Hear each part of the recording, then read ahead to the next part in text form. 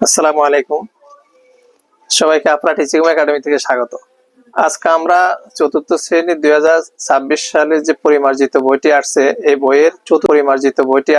এই বইয়ের চতুর্থ পৃষ্ঠার এই একটা গণিত আসছে, এটা নিয়ে আমরা আলোচনা করবো ইনশাল্লাহ। দেখো, চতুর্থ পৃষ্ঠা 2026 সালে যে সংস্করণ বইটি, সেখানে বলা হয়েছে, এটা 3 নম্বরে বলা হয়েছে 2022 সালের হিসাব অনুযায়ী বাংলাদেশের প্রাথমিক বিদ্যালয়গুলোতে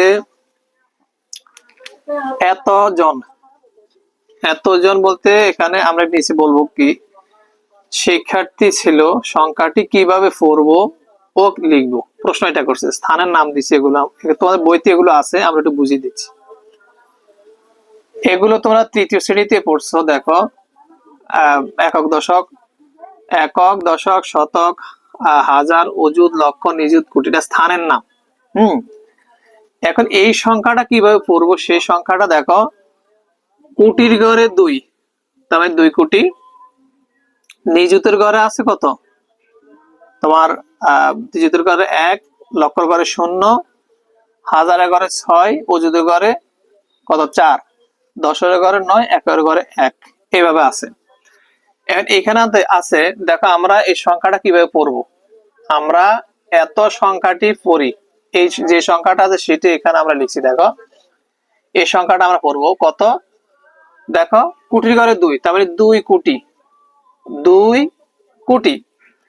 তারপরে দেখো কত, 10 লক্ষ, লক্ষর ঘরে 0, বাম দিকে যেটা আছে সেটা হলো নিযুত, অর্থাৎ এখানে কত 10 লক্ষ, হাজারের ঘরে 6, বাম দিকে আছে কত 4, তাহলে 46,091।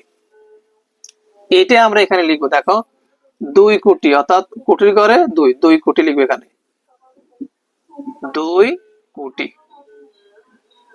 2 কোটি কত 10 লক্ষ, এখানে যে 10 লক্ষ লেখা আছে, তাহলে 10 লক্ষ, 10 লক্ষ।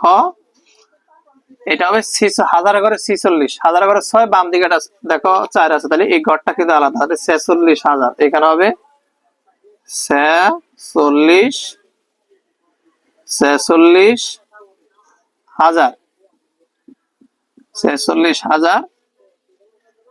এখানে তো শূন্য আছে, কিছু নাই, তাহলে এটা থাকুক। এখানে আছে 2 ঘরে মিলিয়ে 91 হবে, এই একক আর দশক মিলিয়ে 91 হবে, 91, 91। তাহলে সংখ্যাটা কত হলো, তাহলে 2 কোটি 10 লক্ষ 46,091। এটাকে আবার এটা হলো আমাদের, যেটা আমরা বলেছি সেটা হলো আমাদের দেশীয় পদ্ধতি, কিন্তু আন্তর্জাতিক পদ্ধতির একটা গণনা রীতি আছে, তোমাদের বইতে এখানে দিয়ে দিছে। দেখো, আন্তর্জাতিক গণনা রীতিতে সংখ্যাটা কিভাবে করবো, 21 মিলিয়ন, এটা আগে দেখো এখানে আছে একক, দশক। আন্তর্জাতিক পদ্ধতিতে কিন্তু এখানে 17 পরে হাজার, হাজারের পর আমরা লিখছিলাম কত, অযুত, লক্ষ। দেশীয় পদ্ধতিতে, আন্তর্জাতিক পদ্ধতিতে এসে হাজারের পরে হয়ে গেছে মিলিয়ন, একক, দশক, শতক, হাজার, মিলিয়ন। আন্তর্জাতিক গণনা রীতিতে দেখো, 1 নিযুত বা 10 লক্ষকে 1 মিলিয়ন বলে। এখানে দেখো 1 নিযুত যে কথা, 10 লক্ষ একই কথা। এই দেখো এখানে 10 লক্ষ লিখছি, 1 নিযুত, 1 নিযুত, অর্থাৎ 1 নিযুত বা 10 লক্ষকে আন্তর্জাতিক পদ্ধতিতে বলা হয় 1 মিলিয়ন। তাহলে যে সংখ্যাটাকে এখানে দেওয়া হয়েছে, যে 2022 সালের হিসাব অনুযায়ী বাংলাদেশের প্রাথমিক বিদ্যালয়ের গুলোতে 2 কোটি 10 লক্ষ 46,091 শিক্ষার্থী ছিল, সেটাকে এখন যদি আমরা আন্তর্জাতিক রীতিতে লিখি, তাহলে কি হবে, তাহলে সেটা হবে কত, আমরা লিখে দেখি। এখন সেটা এখানে লিখবো আমরা 21, আর এখানে কত আছে 0, 4, 6, শতকের ঘরে 0, তারপরে কত দশকের ঘরে 9, আর এখানে এককের ঘরে কত 1। তাহলে যদি আমরা পড়ি কিভাবে হবে, একক, দশক, দশকের ঘরে 9, দুইটা মিলে কত হবে 91। শূন্যর ঘরে যেহেতু শতক আছে 0, আমরা শতক 0 থাকলো।